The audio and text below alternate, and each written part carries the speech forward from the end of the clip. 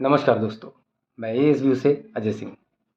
दोस्तों, आज मैं आपसे एक पढ़ाई के क्षेत्र में हुए घोटाले की बात करूंगा। हम इस घोटाले को नीट परीक्षा घोटाले के नाम से जानते हैं। Scam in NEET undergraduate examination. इस घोटाले ने मेडिकल की तैयारी करने वाले बच्चों की नींदें हराम करके रख दी है। जो बेचारे बच्चे तैयारी कर रहे थे, वो बच्चे बड़े परेशान हैं, बेचैन हैं, विचलित हैं। वो सिर्फ यही सोच रहे हैं कि कैसे कुछ लोग पैसों के दम पर पेपर को लीक करवा देते हैं, कैसे कुछ लोग पैसों के दम पर अपने ख़ास सेंटरों को एक माध्यम बनाते हैं अपने बच्चों के सिलेक्शन का।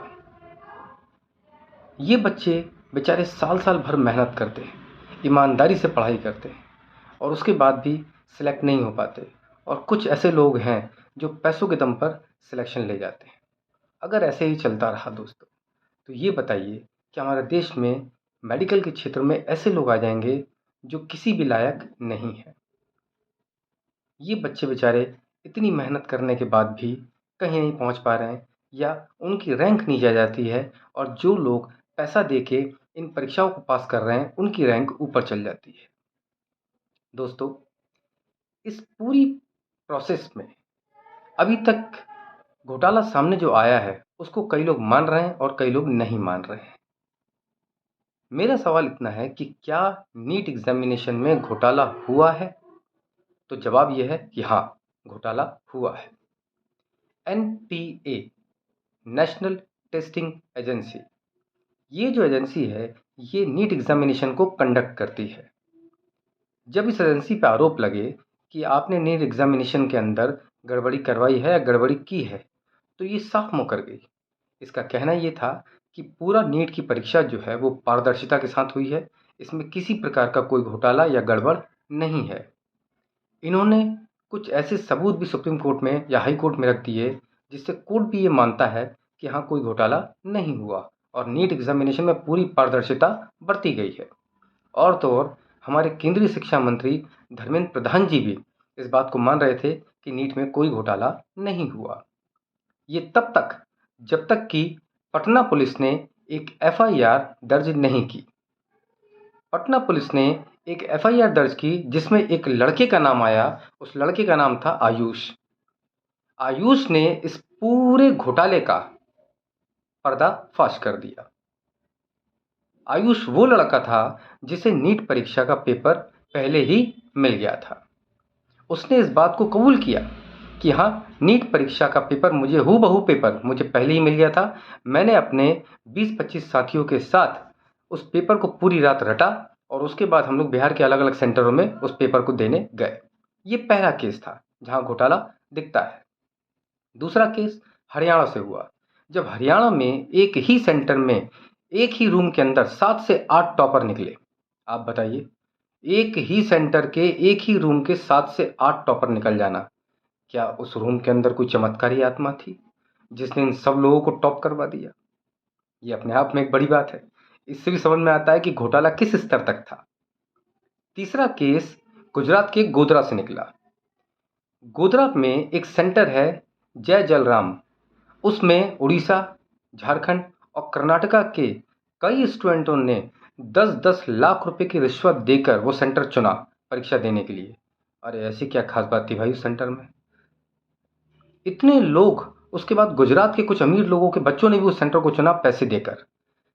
तो ये बताइए कि ऐसे खास सेंटरों को चुनने के पीछे मोटिव क्या है? जो आदमी पढ़ेगा लिखेगा, जिस आदमी के पास ज्ञान होगा, नॉलेज होगा, वो आदमी कहीं भी पेपर दिलवा दीजिए, वो क्लियर कर देगा, क्रैक कर देगा।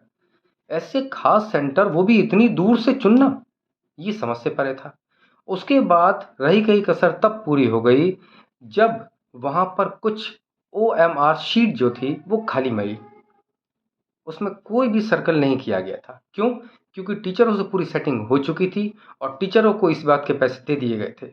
वहाँ पे कई ब्लैंक चेक मिले हैं और एक चेक ऐसा मिला है जिसमें 2.5 करोड़ की अमाउंट भरी गई थी। 2.5 करोड़, बताइए। तो ये तीसरा केस था। इन सब केस से ये बात तो साबित हो गई कि नीट में थोड़ी बहुत नहीं, हद से ज़्यादा गड़बड़ है। ये बेचारे उन बच्चों के लिए बहुत एक दुखदाई स्थिति थी जो साल भर मेहनत करते हैं। उसके बाद बच्चों ने ये कसम खाई या बच्चों ने ये सोच लिया था कि इन लोगों को छोड़ना नहीं है। पूरे देश के अंदर बच्चे रोडों पर उतर गए, उन्होंने ज़बरदस्त तरीके से प्रोटेस्ट किया और पूरी गवर्नमेंट को हिला के रख दिया। उसके बाद भी एनटीए इस बात को मानने को तैयार नहीं थी कि परीक्षा में गड़बड़ हुई है। क्यों मानेगी? जो गड़बड़ कर रहा है वो क्यों मानेगा? लेकिन अब कोर्ट को ये समझ में आ गया था कि कुछ गड़बड़ हुआ है, क्योंकि पूरे देश की हाई कोर्टों के अंदर इतनी पिटीशन फाइल हुई हैं। जो मेडिकल के बच्चे थे, जो नीट की तैयारी कर रहे थे, उन लोगों ने इतनी पिटीशन फाइल की कि कोर्ट ने भी सोचने पे मजबूर हो गई कि गड़बड़ तो हुआ है, नहीं तो इतनी पिटीशन। उसके बाद कोर्ट ने पटना पुलिस के एफआईआर को आधार बनाया और उसके बाद उस पिटीशन को एक्सेप्ट किया सुप्रीम कोर्ट ने। सुप्रीम कोर्ट ने इस मामले की गंभीरता को समझा और उस पर 14 जून को सुनवाई की और उसके बाद एनटीए को ये बोला कि आप 2 हफ्ते के अंदर अंदर हमें जवाब देंगे कि इसमें क्या हुआ है। अब एनटीए के हाथ पांव फूल गए हैं। अब हमारे देश के जो केंद्रीय शिक्षा मंत्री हैं धर्मेंद्र प्रधान जी, वो भी बोलने लगे हैं कि हाँ भाई, जो कोर्ट कहेगा वो हम मानेंगे। चलिए, बहुत अच्छी बात है, कम से कम आपने माना तो। अब मेरा सवाल ये है कि जब एनटीए के खिलाफ इतने सारे सबूत थे तो जांच में इतनी देर क्यों हुई? क्या नीट की परीक्षा दोबारा होगी? क्या वो बच्चे जो इतने सालों से मेहनत कर रहे हैं उनके साथ न्याय हो पाएगा? जो दोषी हैं उन पे क्या कार्रवाई की जाएगी? नीट की परीक्षा जो लोग पैसा देके अपना सेंटर चूज करते हैं या जो लोग पैसा देके पेपर लीक करवाते हैं, उन पे कोर्ट क्या कार्रवाई करेगा? अगर हालात यही रहे तो क्या हम अपने बच्चों से तैयारी करवाएंगे? क्या आज भारत देश के अंदर कोई भी परीक्षा ऐसी होती है जिसमें पेपर लीक ना होता हो? क्योंकि हम पिछले 3-4 सालों से सुन रहे हैं कि हर पेपर लीक हो जाता है। तो ये बताइए, जो ईमानदारी से तैयारी कर रहा है उस बेचारे का क्या होगा? लेकिन फिर भी हम लोग जब भी न्याय की बात आती है तो कोर्ट की तरफ ही देखते हैं या पुलिस की तरफ देखते हैं। तो इस बार भी हम कोर्ट की तरफ ही देख रहे हैं। इस बार भी हमारी पूरी उम्मीदें कोर्ट की तरफ हैं और मैं सुप्रीम कोर्ट से ये प्रार्थना करता हूँ, मेरा ये निवेदन है कि आप ऐसा फैसला दें, इन दोषियों के खिलाफ आप ऐसी सज़ा दें जो आने वाली पीढ़ियों के लिए एक उदाहरण बन जाए। आने वाली पीढ़ी इसको हमेशा याद रखें कि हाँ, जिन लोगों ने गड़बड़ की थी उसको सुप्रीम कोर्ट ने ऐसी सज़ा दी है जो अपने आप में एक नज़ीर है।